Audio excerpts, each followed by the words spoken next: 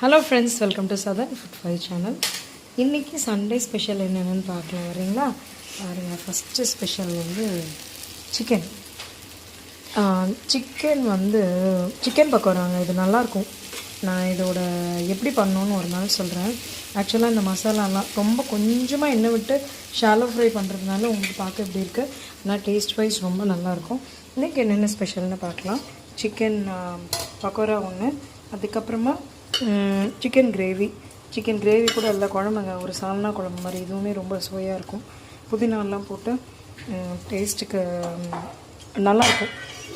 அதுக்கப்புறமா நமக்கு வந்து பாருங்கள், இது ஒரு பேட்ச் போட்டு எடுத்துட்டேன் அந்த சிக்கன் பக்கோடா.